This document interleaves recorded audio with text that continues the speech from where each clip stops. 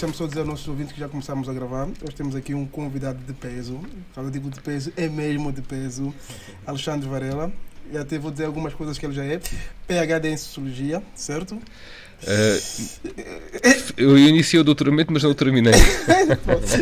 eu tive que ir buscar algumas coisas onde está, então, mas Sim. como se fosse mestre em Ciências Políticas, isso está lá. Isso é. Pelo ISTEC. Tudo pelo ISTEC. Pelo ISTEC. E vereador da Câmara Municipal de Évora. Sim. Tá, isso... A única coisa que eu retiraria é o de peso. Porque apesar de tudo, eu vi agora de uma consulta médica de rotina e a médica ficou satisfeita porque eu há 30 anos mantenho o mesmo peso. E, portanto... Na verdade, todas as pessoas que passam aqui são pessoas de peso. Eu digo sempre isto. E que são mesmo. Sim. Porque a finalidade desse programa, desse projeto, é trazer aquelas pessoas mesmo que têm alguma visibilidade na comunidade, não só que é para informar sobre certas questões. Então, modesta parte, a gente percebe a tua humildade, mas... Não. É assim mesmo. 83 quilos. Achas que é muito a falta de participação dos jovens na política social? É um tema complexo. E é complexo porquê? Porque muitas vezes confunde-se o exercício da cidadania ativa com a participação eleitoral. E, de facto, aquilo que nós assistimos, não só cá em Portugal, mas no resto do mundo, é que existe uma distribuição curvilinear da participação. Ou seja, existe uma curva, não é? Uma participação reduzida nos primeiros grupos etários, aumenta na meia-idade, portanto nos ativos, sobretudo os ativos, e vai reduzindo depois nos idosos. E esta é uma distribuição com uma outra variação. É isso que acontece mais ou menos em todos os países ocidentais, que são estudados e são monitorizados por centros de investigação, pelas entidades que se dedicam a isto. Mas este é um aspecto da cidadania, que é a participação eleitoral. A cidadania é muito mais do que isso. E Portugal, nós temos esse problema ou não? Temos esse problema, sim. Temos esse problema. A nível nacional? Sim, a nível nacional. Há aqui várias explicações. Sim, porque uma das coisas que eu notei nas últimas eleições é que a juventude quase que, o que eu vi é que os jovens, quando eu digo jovens, para me referir já a um jovem recém-licenciado ou aí, a frequentar o curso universitário, quase que não queriam saber das eleições, nem votar. O que também não é de estranhar, e se pensarmos, sem entrar aqui em ciência, mas se pensarmos um pouco, quando é que as pessoas começam a ter responsabilidades? Começam a ter responsabilidades e a assumir responsabilidades de uma forma gradual, né? E algumas das responsabilidades que têm, que são aquelas mais como ter filhos, como ter um trabalho e no fundo bastarem-se a si próprios e não dependerem dos pais, começa a acontecer ao longo de uma fase de vida. E não é propriamente aos 20 anos. Aos 20 anos, uma boa parte dos jovens portugueses está dependente, está dependente dos pais. Sim, pode ser os 20 anos, em alguns casos aos 30 e aos 40. Também pode ser o caso que a imagem de alguns políticos já está desgastada a nível nacional. Não, essa é uma outra questão. Mas isso não explica isto, que é o facto de, tradicionalmente, tipicamente, e isso também está estudado, a partir de uma determinada idade, os jovens começam a votar e começam a participar. E isto porque também sentem, e este é um preditor, a idade, sentem a importância de participar, quando se calhar em outras idades não sentem tanto. Mas eu não gostava de restringir a questão só à participação eleitoral, porque aquilo que nós temos vindo a ver é que em todos os grupos etários a participação eleitoral tem vindo a baixar. E aí sim há aquilo que alguns teóricos chamam a erosão da democracia. A erosão da democracia. e no fundo, um certo cansaço por vezes. Porquê? Por questões relacionadas com a qualidade da democracia que estavas a referir. E a qualidade da democracia é feita por todos. É feita pelos políticos, é feito pelos partidos políticos, é feito por outros agentes, é feito pelo sistema judicial, é feito por todos os domínios, digamos assim, da sociedade. Né? É evidente que acabamos, e há muito esta percepção de que os políticos são os únicos responsáveis, e eles têm, de facto, uma grande responsabilidade, mas a questão da democracia não funciona só porque existem partidos políticos. Né? Existe, porque existe um todo, aliás, funciona, porque existe todo um edifício que faz a democracia funcionar. Então, como é que nós podemos encarar ou ter a percepção de que estamos num sistema democrático se os tribunais, por exemplo, não se conformarem com o sistema democrático, ou as Forças Armadas, ou uma instituição A, B ou C? Né? Temos que perceber isso. Muitas vezes não estamos a falar de políticos, estamos a falar de toda a sociedade. Agora, é verdade que os políticos e a imagem dos políticos pode contribuir muito fortemente para a erosão da qualidade da democracia, ou da percepção da qualidade da democracia. Bons políticos. Sim. Os bons políticos, porque há políticos e políticos. Exatamente. E essa é uma outra questão, né? E ainda lá irei também, né? Porque também, mas vamos lá ver, nós quando estamos aqui a falar destas questões, estamos a falar da perspectiva de generalização que é habitualmente feita. E em primeira mão, uma grande responsabilidade desta generalização para o bem e para o mal é dos mídia. Né? Os mídia conseguem tratar de uma forma generalista, digamos assim, um determinado fenómeno, e com isso cria-se uma ideia. Né? A questão dos bons e dos maus políticos é evidente. Não é? Nós, mais do que bons e maus políticos, eu gostava de dizer que, na generalidade, o que os políticos são é diferentes. Sim, mas quando diz os mídias, está-se a referir às televisões públicas, a privadas, tudo, até as redes sociais. Tudo, inclusive as redes sociais. Sim, as redes sociais estão cada vez mais agressivas. Mas é normal que nós generalizemos, não é? Eu até, desculpa te cortar, eu há tempos estive a falar tive numa conversa com alguém e eu estava a defender a ideia de que eu acho que daqui a mais alguns anos os programas de podcast vão matar alguns programas televisivos, ou se calhar estão a matar. Ou as televisões vão ter que se adaptar a esse novo conceito, ou então... É possível. Nós vivemos num sistema complexo e é normal que esta complexidade acabe por gerar novas situações. Há pouco ali estávamos a falar das questões relacionadas com a solidariedade e com a competitividade. A competitividade faz sentido, sobretudo nos sistemas muito complexos e em que há uma grande variedade. Na minha opinião, a competitividade não pode sacrificar outros valores, não é? Nomeadamente os valores da lealdade, das regras, não é? Eu prezo muito por esses valores, principalmente a lealdade. E questões relacionadas com ética, com moral, por aí fora. Portanto, eu não vejo mal na competição. Eu sou competitivo. É uma coisa boa a competição. Eu sou competitivo e aprendi muito na competição porque fui atleta. Fui atleta de handball e claro que não gostava nunca de perder. Jogou profissionalmente? Não profissional, não, mas aqui em Évora jogámos em determinadas alturas num nível muito alto, incluindo alguns dos meus colegas. Nacionais ou regionais? Nacionais. Incluindo alguns dos meus colegas que chegaram à seleção nacional e alguns deles com carreiras internacionais. Quantos títulos a nível regional? A nível regional eram quase todos.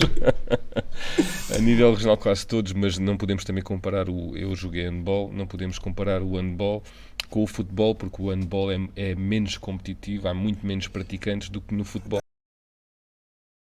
Eu descobri uma coisa muito interessante e pronto, na tua rede social sobre tratado de não proliferação de armas nucleares. Sim. Podes nos falar sobre isso um pouquinho?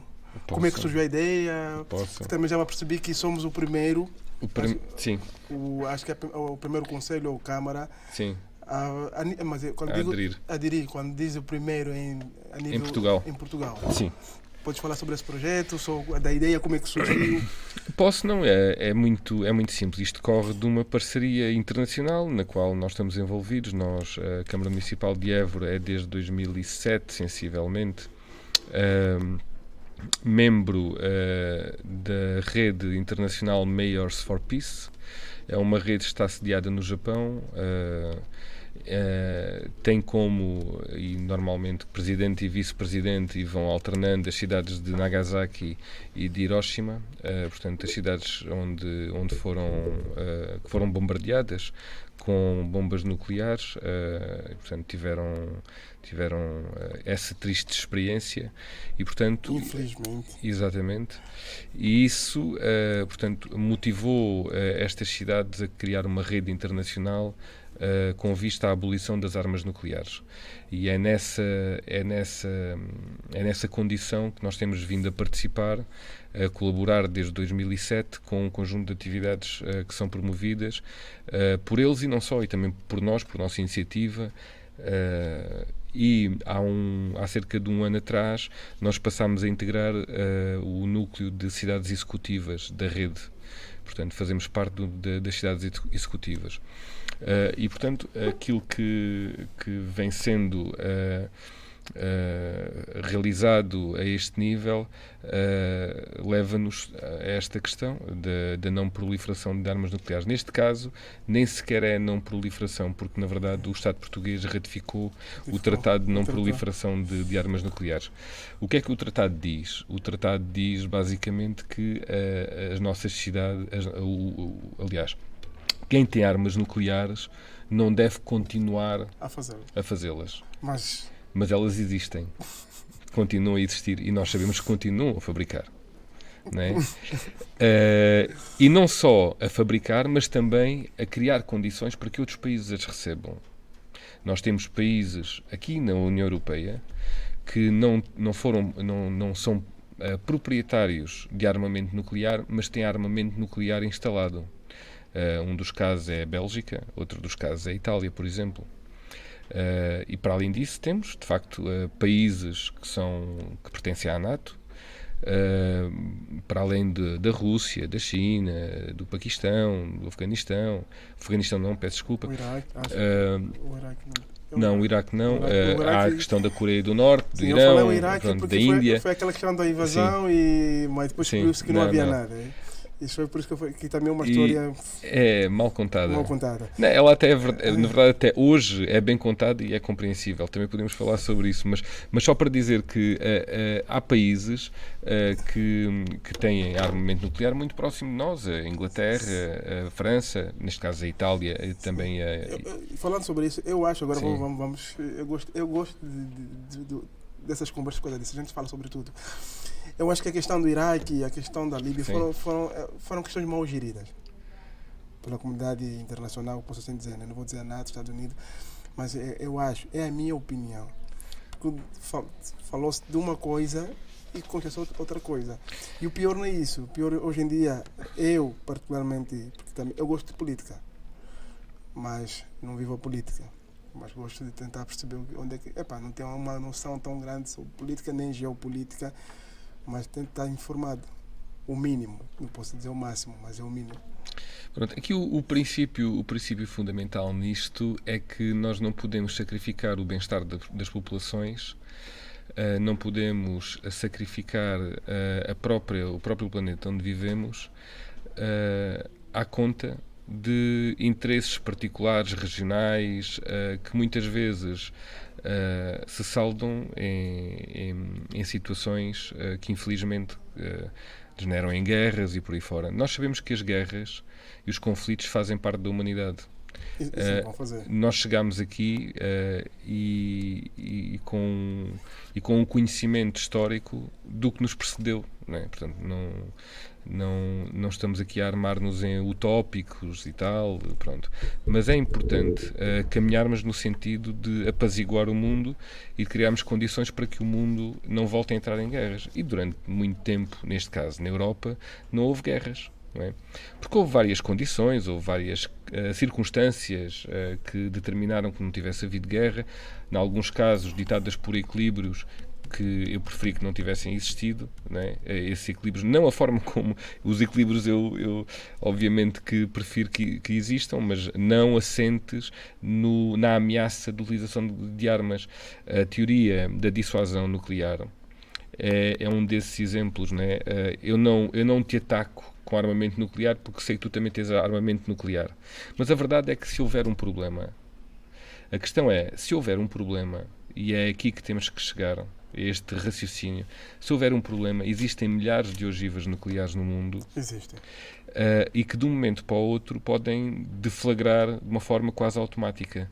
E há estudos que indicam que se uma coisa dessas acontecer, um erro se acontecer, e podem acontecer erros e têm acontecido erros, a questão da invasão do Iraque com o argumento das armas nucleares é um erro, é propositado, mas é um erro.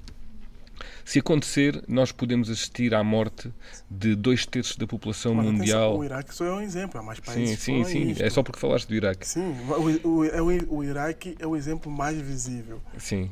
Mas há mais países, infelizmente, é a minha opinião. Aliás, até porque eu vim de um país que... Sim, exatamente. Tem essa noção perfeita.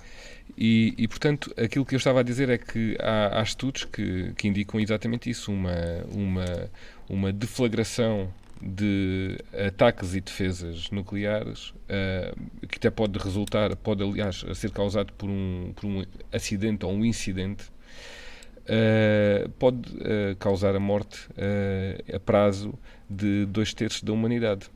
E isto não só pelos efeitos diretos, mas também pelos efeitos indiretos, com as questões relacionadas com a contaminação dos solos e das águas. E é isto que esta declaração e aquilo que nós fizemos, que foi exortar o Estado português a assinar o Tratado de Proibição de Armas Nucleares, nos parece importantíssimo. Ou seja, aquilo que nós queremos e que a comunidade internacional genericamente quer, e estamos a falar da maior parte dos Estados do mundo, não são os mais fortes, mas é a maior parte que quer que se acabem com armas nucleares, com armamento nuclear. Eu acho muito bem. E essa é que é a questão fundamental. O que é que acontece? Os Estados europeus, por razões ligadas à integração na NATO e à relação com os Estados Unidos, e também por serem eles próprios, alguns deles, como a França e a Inglaterra, proprietários, digamos assim, detentores de armas nucleares, têm resistido à assinatura deste tratado. Aliás, e não têm sido dados passos sequer no sentido de retomar o processo da não proliferação de armas nucleares, e esta situação agora com a Rússia e a Ucrânia não veio ajudar em nada. Não veio ajudar em nada. Mas, para concluir este tema, é só dizer que os especialistas mundiais, e alguns deles estiveram agora recentemente, e eu também estive numa reunião de preparação da revisão do Tratado de Não Proliferação de Armas Nucleares, defendem que este Tratado da Proibição de Armas Nucleares é o mecanismo para se chegar ao Tratado de Não Proliferação. Portanto, é um mecanismo importantíssimo. Ou seja, é uma porta de entrada. Exatamente. E de pressão sobre os países que detêm armas nucleares. Évora 27. Quais são as vantagens, as desvantagens que a gente tem? Mas antes de mais, como é que foi o processo de candidatura? Sim, Évora 27 é um grande desafio. Pois é. E não começou agora, eu diria que começou, em primeiro lugar, e de uma forma muito mais difusa, começou com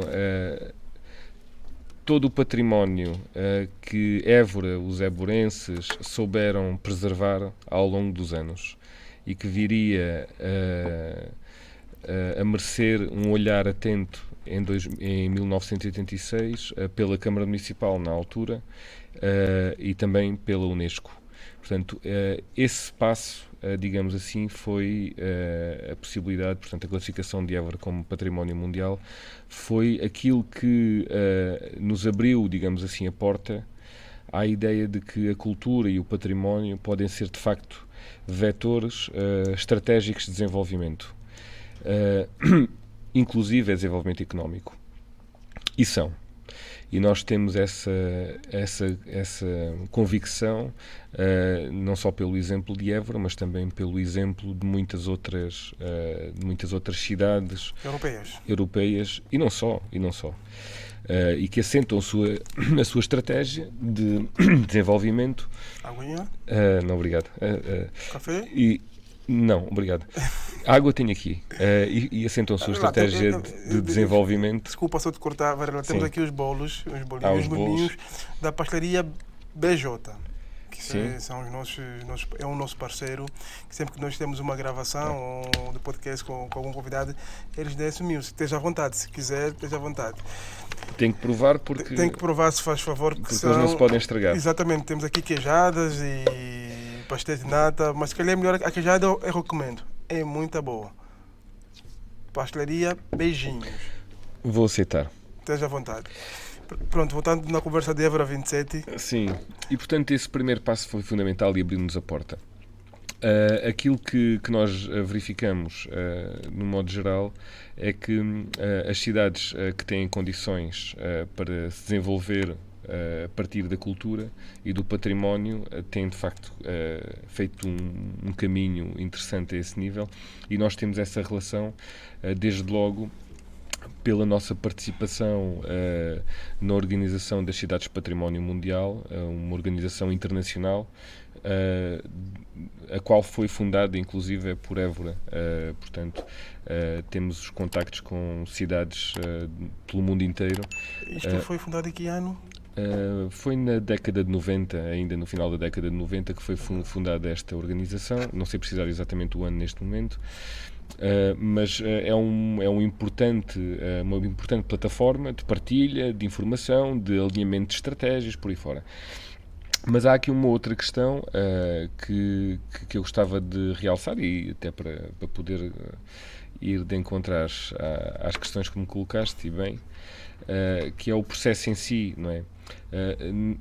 Eu julgo que o Évora 27 é o corolário do trabalho que foi feito em 1986. Porque as pessoas ouvem Évora 27, mas não sabem como é que foi o processo. E era o passo, e eu acho que era o passo natural, porque aquilo que nós vimos foi, mercê de um conjunto de circunstâncias. Évora sempre foi uma cidade mais visitável, digamos assim, mas sobretudo nos últimos 7, 8, 9, 10 anos o turismo cresceu muitíssimo em Évora, e cresceu por várias razões. Há questões relacionadas com a promoção turística que foi feita no exterior pela entidade regional de turismo, pela Agência de Promoção Turística do Alentejo.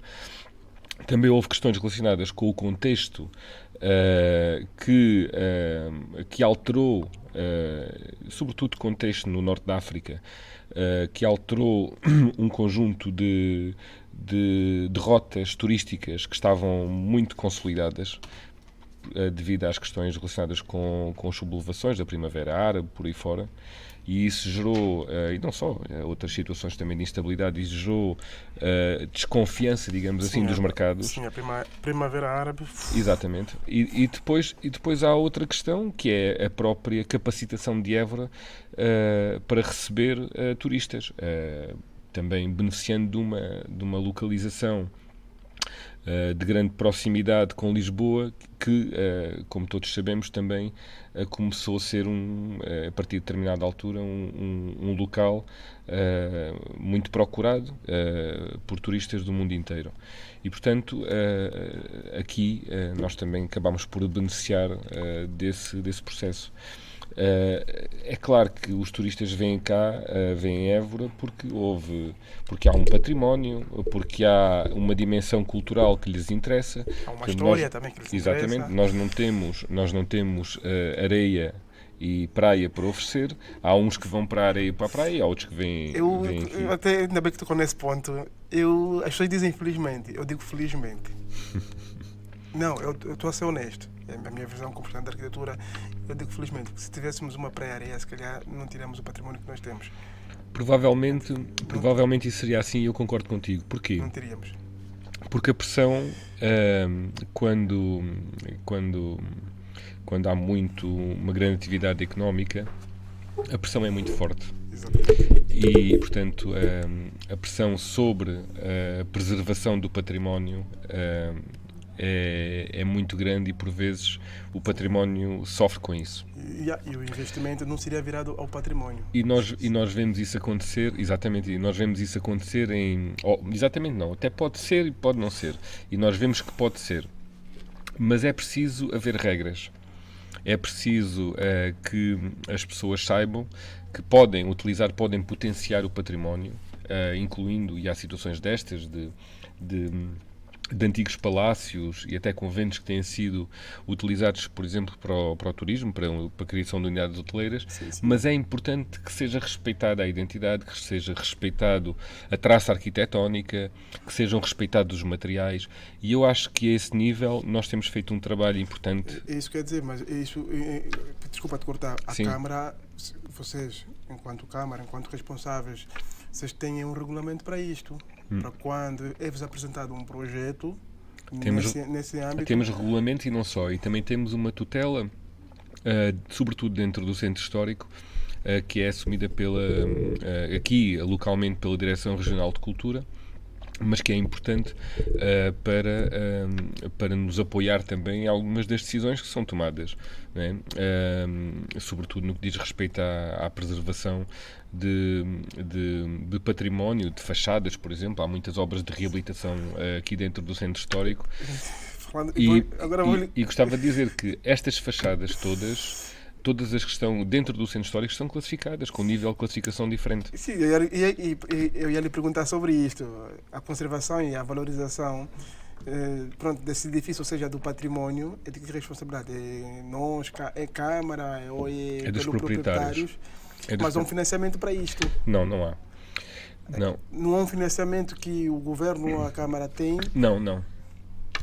Que é para os proprietários que têm as suas residências? Não, o que existe, vamos lá ver, os proprietários são responsáveis. Desculpa. Os proprietários são responsáveis pela preservação e manutenção do seu próprio património, não é? Agora, nós sabemos que existem condicionantes aqui no centro histórico que não existem fora do centro histórico. E precisamente porque existem essas condicionantes, também existem alguns instrumentos que apoiam os proprietários. Não são instrumentos muito fortes, mas apoiam. Um deles é o IMI. Existe isenção de IMI no centro histórico. Sim, isto aqui é uma coisa boa. Há muitos anos a Câmara Municipal criou, ainda na década de 90 do século XX, criou um programa que ainda se mantém, que é o programa Casa Caiada. A Casa Caiada, já ouvi falar isso com o Francisco Brito. Acho que conheço o Francisco Brito. Sim. É um projeto interessante. Sim, é um projeto muito antigo. Agora as pessoas têm que se candidatar e têm que preencher os requisitos, incluindo haver uma situação económica que justifique, no fundo, o apoio da Câmara Municipal. A Câmara Municipal não pode retirar dos seus recursos, por exemplo, para apoiar um projeto milionário, não é? Por exemplo, um cidadão que tem um imóvel dentro do centro histórico, que está em péssimo estado de conservação e devolutos, mas que reside, né? Sim. Ele tem acesso a esse, pode ter acesso a esse acesso à Casa Caiada. Pode ter acesso a esse e tem a isenção do IMI. E depois nas obras de reabilitação existem aqui também instrumentos fiscais que são suscetíveis de apoiar, no fundo, a reabilitação urbana. Para além disso, também foram criados instrumentos financeiros, aqui no último quadro plurianual, instrumentos financeiros que visaram, no fundo, o apoio aos proprietários e, em alguns casos, alguns instrumentos financeiros especificamente direcionados, mas isso não depende da Câmara, especificamente direcionados para o turismo. Depende de quem? Não, a definição destes apoios que eu estou aqui a falar depende sobretudo do... Não, a Casa Caiada é da Câmara, mas os outros que eu estava a falar são instrumentos financeiros do Governo, através dos programas operacionais. Eu vi há tempos, pronto, que vocês enquanto Câmara, vocês tiveram uma reunião ou fora a votação sobre a possibilidade, estudou-se muita segurança dentro do centro histórico. E eu me percebi que vocês deram a possibilidade de instalação de câmaras de videovigilância na cidade, até porque tem havido muitos atos de vandalismo. Sim. O mais recente foi o que nós tivemos aí no Jardim Público, na exposição das Expresso. Sim. Com esse assunto tratado? Não, neste momento está em estudo e foi pedido neste caso à Polícia de Segurança Pública. A Polícia de Segurança Pública ofereceu-se para fazer o estudo para a implementação do sistema. Mas eu gostava de recuar um pouco e dizer que uma coisa é a percepção de segurança que nós podemos ter, outra coisa é a segurança de facto. E os indicadores que nós temos da Polícia de Segurança Pública e das Forças de Segurança, de um modo geral, é que Évora e Portugal continuam a ser, de um modo geral, a cidade e país com índices de segurança muito grandes. Isto significa que a criminalidade é residual, tendo em conta, ou por comparação, é residual. O ideal é não haver criminalidade nenhuma, como é evidente, mas por comparação com outros países, até da União Europeia, nós estamos muito bem posicionados, somos um dos países mais seguros do mundo. Não tem nada a ver com a França, nem com a Itália, ou a Espanha, por aí fora. Espanha, que é o país do... Pronto. E nós temos essa grande vantagem e eu vejo isso como um ponto muitíssimo forte de Portugal, e aliás que justifica também algumas das opções em termos de destino turístico, por exemplo. E não só. Mesmo em termos de investimento económico também. E, portanto, eu gostava de dizer isso porque, por vezes, a mediatização de alguns assuntos leva a uma generalização dos fenómenos como se eles ocorressem a toda hora e fosse uma situação absolutamente generalizada. E há alguns órgãos de comunicação social que são propensos a esse tipo de sensacionalismo e isso, na minha opinião, confunde mais do que esclarece. Essa é uma questão que eu gostava aqui de deixar clara. Eu não vou menorizar nem desvalorizar as situações que há. Gostava de dizer que Évora, sendo uma cidade que tem já um nível de, apesar de ser uma cidade pequena, mas tem um nível de complexidade em termos de gestão e em termos de pessoas, porque há aqui muitas pessoas muito diferentes, com perspectivas diferentes. Portanto, isto já não estamos a falar propriamente de uma cidade pequena em que toda a gente se conhece, porque eu já não conheço toda a gente. Não, eu digo sempre, as pessoas conhecem-se apenas de vista. Sim. Pelo nome não. E, portanto, é normal que por vezes existam situações destas, e eu recordo-me de situações absolutamente pontuais ao longo destes 40 anos, digamos assim, em que tenho alguma memória, de situações absolutamente pontuais e que foram tratadas como foi tratado, por exemplo, a questão do jardim. Eu lembro-me de situações de pequenos atos de vandalismo aqui nesta cidade, protagonizados por crianças, enfim, por jovens adolescentes perfeitamente integrados, provenientes de famílias diferenciadas. Sim, e que num momento infeliz protagonizaram um ato de vandalismo. Infelizmente, essas ações são praticadas, infelizmente, na sua maioria, por esse tipo de pessoas. Pronto. Tal como as pichagens, que muita gente chama de grafites, e há momentos em que se vê mais, outros se vê menos, porque há um indivíduo que agora da questão que se quer afirmar e que se quer afirmar e pronto, mas eu gostava de dizer isto, por vezes não, ou na maior parte das situações, pelo menos aqui aquilo que vemos, não tem absolutamente nada a ver com arte, tem a ver com afirmação com egos, com o que for, eu estive aqui, pronto. Sim, porque é a marca. Eu acho e depois chatear. E na verdade, às vezes, com danos, eu não digo irreparáveis, mas quase irreparáveis, porque às vezes no próprio património, não é? Em instalações, em estátuas, em coisas desse género, em pedras que fazem parte de edifícios. Portanto, isso é preocupante, mas não podemos dizer que isso corresponde a um padrão de tendência da criminalidade, porque aí acompanho os relatórios das forças de segurança, porque de facto não é assim. Agora, vamos peço desculpa, mas isto é mesmo um tema muito importante. A questão da videovigilância, neste contexto, estamos disponíveis para ver e como é que isso poderá funcionar, e foi por isso que foi nos visto. Pontos mais cruciais da cidade. Mas há um aspecto que é fundamental nesta discussão. Eu particularmente vou dar a minha opinião como cidadão. Eu sou a favor. Sim. Porque eu vou só ser honesto. Eu já encontrei várias vezes o meu carro vandalizado. Quando eu digo vandalizado, sim, é mesmo vandalizado. Às vezes o retrovisor é puxado para fora, e já recentemente, há pouco mais de 2-3 meses, o mesmo retrovisor foi puxado para fora e eu já gastei uma pipa de massa com isso. Claro, com certeza. E isto já me deixa um pouquinho... Aliás, inclusive até já estive a falar com alguém que já não sei onde é que é melhor deixar o carro, se é dentro ou fora. Estás a perceber, né?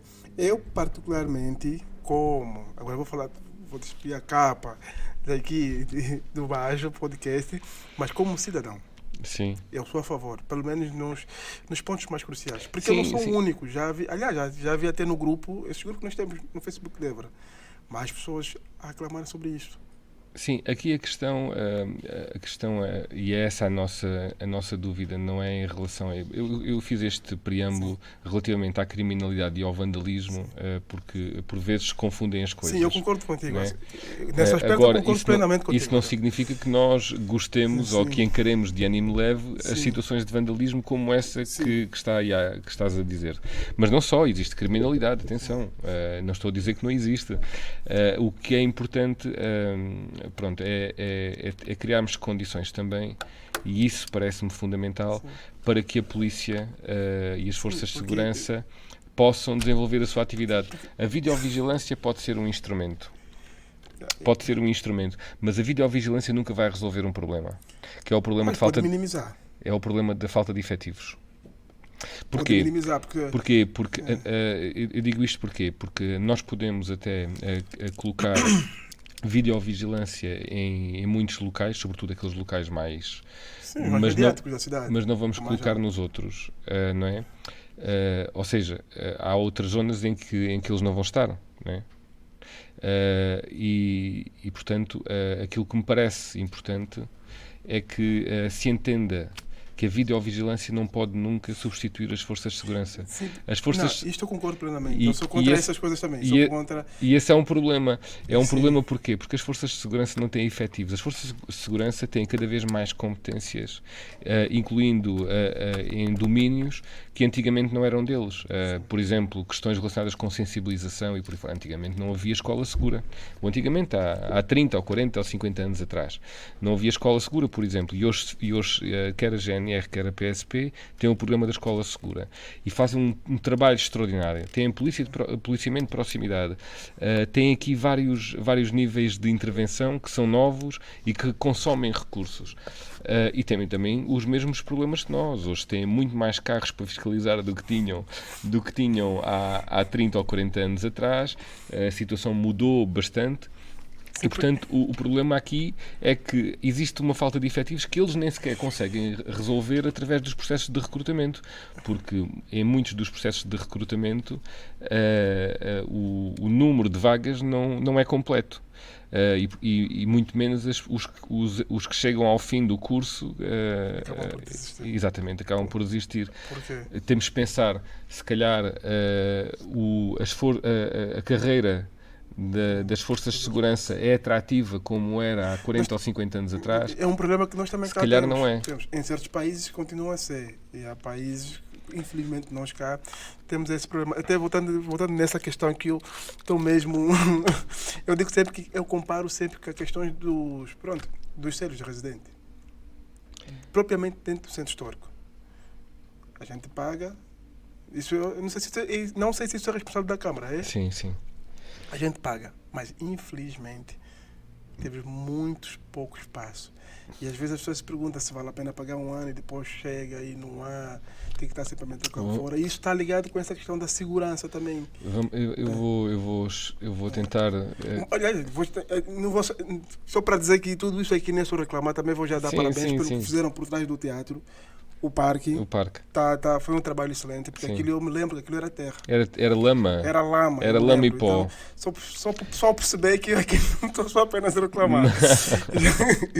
Há coisas que foram feitas e eu reconheço. Mas reclamar faz parte e a nós que estamos em cargos executivos... Meus parabéns. Eu dou parabéns à Câmara por aquele projeto e nós muito bem apretechado. E nós que estamos em cargos executivos temos que ouvir e temos que refletir. Agora, também é verdade que não conseguimos e não temos recursos para resolver todos os problemas. E mais, os problemas de uns podem não ser os problemas de outros. Mas ainda para regressar a este tema, eu falei da questão da polícia, mas há aqui outros níveis de intervenção que me parecem fundamentais. E eu vou dizer que a questão da cidadania deve continuar a ser trabalhada, não só nas escolas, mas também nas famílias. E nas empresas. Não podemos demitir-nos da responsabilidade de sermos educadores, e isso significa que não podemos delegar nas escolas e nos professores todo o trabalho de educação dos nossos filhos. E esse é um passo muito importante para termos uma sociedade muito mais harmoniosa, digamos assim, em que todos percebam aquilo que têm que fazer. Porque é isso que, e muitas vezes nós temos por comparação os países escandinavos em que as coisas funcionam, às vezes as coisas também não funcionam e por vezes também existem excessos e problemas, claro, como é evidente, mas a verdade é que, do modo geral, funcionam a esse nível. Achas que estamos a perder esses valores? Eu acho que perdemos alguns valores, mas temos de nos agarrar àquilo que temos de positivo, né? E temos muitas coisas positivas. E temos, sobretudo, que não desistir de ensinar as nossas crianças. E quando digo isso, eu não posso dizer e não posso esperar que a escola é que vai fazer tudo pela criança e vai-lhe dizer o que é que tem que fazer e o que é que não tem que fazer. Eu tenho a responsabilidade de dizer não, eu tenho a responsabilidade de dizer sim, eu tenho a responsabilidade de educar. Portanto, esse é um aspecto. Sim, e ainda em relação, só mesmo para terminar... Este é um caso que eu acho que não vamos nos entender, porque eu não concordo. Porque se uma criança que passa quase o dia todo numa escola, sim, e em casa só tem 4 horas com o pai... Já lá vamos. Infelizmente... Já lá vamos. Eu só queria dizer, para complementar ainda a questão da segurança e da insegurança no centro histórico, que há aqui uma grande responsabilidade também das empresas, e neste caso dos estabelecimentos de restauração e bebidas. E eu acho que os estabelecimentos de restauração e bebidas têm um papel aqui fundamental para mitigar alguns dos problemas potenciais que possam existir, porque eles sabem onde é que eles estão e sabem como fazê-lo. Em relação às escolas, eu gostava de dizer que concordo e revejo-me nessa questão, mas não posso abdicar da outra. E porquê? Porque entendo que as escolas e o processo nas escolas ocupa demasiado tempo e não deixa uma vertente importante das crianças, que é a vertente de brincar e da socialização, não só entre pares, mas também com a família. Eu partilho a tua ideia, que isto é um trabalho nosso enquanto pais, enquanto sociedade, enquanto... Só que isto leva-nos a outra discussão. Isto leva a outro tema, porque os miúdos passam quase todo dia fora de casa... Leva-nos a outra discussão. Exatamente. Que é a discussão do trabalho e do papel do trabalho, né? Porque esta que é a questão. Nós não podemos, e como eu estava a dizer, nós não podemos delegar na escola toda a responsabilidade. Não devemos. Eu não estou a dizer isto, temos que fazer isto. E não devemos, tal como a escola não pode ser entendida pela tutela e pelo Estado como tem sido entendida. É tipo aqueles casos engraçados que alguns pais dizem, o meu gaiato, o meu filho na escola como tudo. Sim. Em casa não consigo fazer comer nada. Sim. E já é uma questão, estás a perceber? E às vezes a gente vai refletindo que, aliás, há muitos pais que já têm esse sentimento, que às vezes sentem que não têm muita autoridade perante os filhos. Por causa dessa questão, já estamos a terminar. Por causa dessas questões, por causa esse paradigma. Não estou a falar que a culpa é das escolas. Sim, sim. Às vezes também o sistema... Não, é o sistema. É o sistema. Vamos lá ver. Não nos permite fazer isto. As escolas... Aliás, as escolas fazem o seu papel e fazem muito bem. As escolas fazem para além de formar crianças, pronto, e dar-lhes um conjunto de instrumentos e de ferramentas que ao longo da vida vão ser extraordinariamente úteis, e todos nós reconhecemos isso. A escola também tem aqui outra função, e a função de reter, digamos assim, as crianças, e até existe um programa que é a Escola a Tempo Inteiro, para permitir, no fundo, aos pais que possam trabalhar não sei quantas horas. E eu acho que está errado, porque e o paradigma está errado, e em termos de sociedade, não me parece que seja este o caminho. Aquilo que nós temos que reivindicar enquanto sociedade é mais tempo para estarmos com os nossos filhos, para podermos dar-lhes um processo de aprendizagem e de crescimento saudáveis, e eu acredito mesmo que isso tem que ser esse o caminho. Isso significa que as empresas e o mundo do trabalho se têm que adaptar também a isso e retirar das pessoas não quantidade, mas sim qualidade. E essa é uma outra questão. Nós não temos que trabalhar 12 horas para produzir bem. Nós temos que mudar o paradigma e produzir bem no mínimo número de horas possível. E eu parece-me que é esse o caminho. Aliás, que é o caminho que foi adotado em alguns dos países de referência já há muitos anos, e que nós, enquanto país, os nossos sucessivos governos têm utilizado, no fundo, como um modelo, né, de desenvolvimento. Então, se nesses países isso é possível, porque é que não é possível aqui? Temos que pensar porque é que não é possível, e se é este modelo que queremos continuar a alimentar. Por isso é que eu digo, eu compreendo perfeitamente os dramas, porque eu também tenho 2 filhos. Eu compreendo perfeitamente os dramas desta compatibilização entre a vida familiar e a vida escolar e profissional, não é? No fundo, e com as dificuldades que isso tem ao nível depois do papel que nos é reservado enquanto educadores. Vamos falar num país como Portugal, em que a maior parte, das pessoas que trabalham, vamos falar jovens, né? Já os jovens, os seus empregos, os seus trabalhos estão virados na área da hotelaria ou turismo, restauração, que tem aqueles horários malucos, super malucos, tá? Alternados, às vezes fazer noite. Essas pessoas é que sofrem muito mais com isso. Claro. Não estamos a falar de uma pessoa que trabalha tipo numa instituição do Estado, que tem um horário mais ou menos mais flexível, que entra X, já é X, e tem um final de semana, está ali.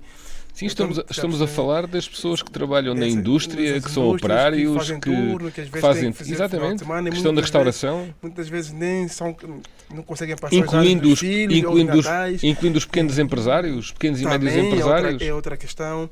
É nesse ponto que está a minha indignação. Mas só para terminarmos aqui, tem aqui mais 2 perguntas. Mas aqui a questão é que nós não podemos desistir de ter uma sociedade mais justa. Concordo plenamente. E ser mais justa significa isto, significa dar outras condições às pessoas, aos trabalhadores, no sentido de poderem desfrutar também dos filhos. É possível se o sistema colaborar. Isso. Mas se o sistema não colaborar, nunca vai ser possível. Podemos estar aqui a falar, a romantizar. Mas nós temos que criar condições para isso e continuar a lutar por isso. Já que tocamos no assunto dos jovens, já para terminar aqui, tenho 2 perguntas para terminar. A primeira, quais são os direitos e deveres da juventude perante a sociedade? Podes nos dizer a nível nacional e a nível regional? A sua opinião. São muito grandes. O problema é que as obrigações são muito maiores, porque cabe aos jovens pegar a prazo nisto. Mas isto é assim em todas as gerações. Nunca foi diferente disto. Portanto, o peso é muito grande. E, sobretudo, quando não são dados instrumentos adequados para que isso aconteça, ou quando não são dadas as condições para que os jovens, por exemplo, entrem no mercado de trabalho. né?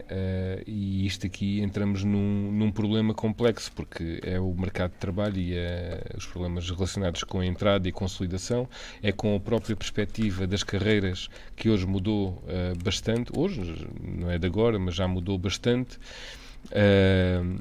no sentido de criar situações de maior polivalência, independentemente das condições, das habilitações literais, da formação académica, por aí fora. Portanto, há uma maior pressão nesse sentido. Hoje é possível, quer dizer, é impensável pensar hoje nos termos em que se pensava há muitos anos atrás, em que houve uma alteração grande,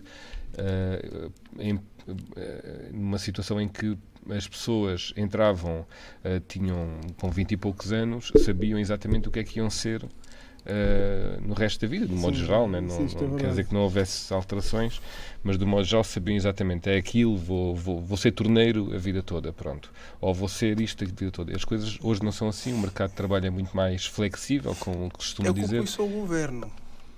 Eu culpo isso ao governo. Acho que o governo foram mandadas algumas profissões. Houve uma alteração grande que foi a alteração do Código do Trabalho na era do primeiro-ministro José Sócrates, que veio erudir uma boa parte das carreiras na administração pública, mas não só, mas veio criar condições. Portanto, era uma adaptação mal feita de um modelo escandinavo, que era a flexi-segurança. Só que eu evito muito falar sobre essas coisas, mas pronto, eu digo que eu tenho noção dessas coisas, mas eu culpo isso ao governo. Porque às vezes até muitas profissões, né, foram morrendo por causa mas causa... Infelizmente, eu cresci num ambiente, eu tive uma educação que o meu pai sempre disse. O que movimenta um país, uma sociedade, são os cursos profissionais, são as atividades profissionais, os cursos técnicos. Obviamente que temos lá a elite, temos os cabeças que estão a cara e está a perceber? E pronto, os nossos representantes legais, como podemos assim dizer, mas quem faz a máquina trabalhar, tu tens perfeitamente noção sobre isso. Vamos só dar um exemplo prático e simples. Temos a Câmara, é uma instituição. Mas temos a senhora da limpeza, temos um guarda que faz isso, temos a pessoa que traz a informação, para ela chegar lá, tudo... E ainda nos leva aqui outro problema. Ainda nos leva aqui outro problema, que para além da desadequação do Código do Trabalho e da forma como foram reestruturadas as carreiras, e temos um problema, é que Portugal continua a ser um dos países mais assimétricos em termos de rendimentos. Infelizmente. Não é? Ou seja, nós damos pouco valor a pessoas que andam dentro de uma vala a resolver um problema de água que toda a gente exige que seja resolvido na hora. E damos pouco valor, pouco reconhecimento a essas pessoas, para dar muito reconhecimento a outras profissões. E eu acho que eu não quero tirar reconhecimento a nenhuma. Eu também não. Mas o que é importante é aproximar um pouco em termos sociais o reconhecimento. Eu só defendo a ideia, eu acho que nós devemos parar de romantizar os jovens, a dizer que só tem que para ser alguém na vida, tem que se atingir esse patamar. Ou tem que se fazer até X. Sim. Eu sou totalmente contra esse discurso. Sim, a minha questão em relação aos jovens é esta, é a dificuldade de facto que têm em entrar no mercado de trabalho, embora existam aqui outras dinâmicas. Há mais cada vez mais jovens a querer ser influencer, que eu não percebo o que isto é. Sim. Que até às vezes perguntam, então diz-me lá onde é que está isso numa universidade ou numa escola secundária, esse curso. Hoje em dia há mais jovens, até estamos falando miúdos, pré-adolescentes, almejam isso e querem viver isso, fazer isso da sua própria vida, do que dizer, eu quero ser carpinteiro, eu quero ter essa profissão X, ou quero ser... Essas profissões todas estão a morrer. Sim. E falando até sobre profissões e motorista, vi um novo projeto, vi a prenda que vocês deram à cidade, né? Os carros elétricos. Meus parabéns. Isso foi no dia 1 de agosto. Que entrou em vigor. Sim, na verdade começou no dia 1 de julho. 1 de julho, mas a pergunta é, somos a cidade de motora ou estamos numa fase experimental que é para se estender no resto do país? Não, isto aqui é uma questão da concessão, é uma particularidade da concessão dos transportes rodoviários urbanos. Só tem autocarros novos, também é importante nós falarmos sobre isso. É só cá em Évora. É só cá em Évora. Há outras cidades que têm transportes elétricos, mas não têm a totalidade da frota como nós. Nós avançamos com a totalidade da frota. E isto, pronto, houve aqui um bom compromisso, digamos assim, entre o concessionário e a Câmara Municipal, porque nós colocámos logo no concurso de concessão a obrigatoriedade de apresentação de um X número de veículos elétricos e na verdade eles conseguiram apresentá-los todos, pronto, beneficiando também aqui de um financiamento. Vocês mudaram a frota toda. Sim. É uma nova concessão que começou agora, dura 10 anos, provavelmente haverão aqui algumas afinações que ainda têm que ser feitas, e sobretudo com outro tipo de procura. Temos o novo hospital que vai entrar em funcionamento eventualmente. Está previsto para o final de 2024, mas admitimos que seja durante o ano de 2025. Que comece... Falta montar equipamentos e portanto vai ser necessário a criação de carreiras também para ali. Já existem algumas, mas não é suficiente. É um projeto interessante, até porque a universidade acho que vai se abrir o curso de medicina. Houve alguns sinais nesse sentido, mas... Mas eu tive conhecimento que foi mesmo aprovado. Para já não tenho certeza de nada. Eu tive conhecimento que foi aprovado e tem tudo para dar certo e está bem encaminhado. Mas era importante ter aqui o curso de medicina, como é evidente, é um curso que faz diferença. E para a própria dinâmica do hospital, porque isso vamos voltar na questão do alojamento. É uma questão que me preocupa, o hospital, e não só a parte da construção, mas depois também o funcionamento, porque para ter um hospital é preciso ter profissionais de saúde e é preciso criar condições. Esse debate trouxe um problema a nível regional. E é preciso criar condições para isso. Beja, estava a falar de Beja, principalmente, pronto, nada contra a população de Beja, mas vi que muitas populações... Isto aqui tem... mas isto tem que ver também com... Que fosse para lá, eu acho que... Mas também tem que ver, isto... Há aqui outro tipo de racionais que por vezes não entram dentro das perspectivas das pessoas e do comum, como é normal, não é? Porque não são só as questões de natureza económica, mas há outras que decorrem da própria organização e funcionamento da rede hospitalar, quer da rede de urgência, quer depois das várias especialidades. E da rede de referenciação hospitalar, não é? Que são questões que ultrapassam a própria vontade dos municípios, não é? As coisas não são exatamente assim, não dependem sobretudo de um pensamento estratégico central. Enfim, Varela, obrigado. Estamos a terminar aqui, pronto, viu? Foi uma coisa descontraída, não foi? Foi descontraída, mas eu gostava que tivéssemos falado mais de outros temas. Eu estou aqui a olhar, estás a olhar para o relógio, eu quero falar de mais temas, como estás sempre a olhar para o relógio. Não, mas outros temas que não têm nada a ver com a Câmara.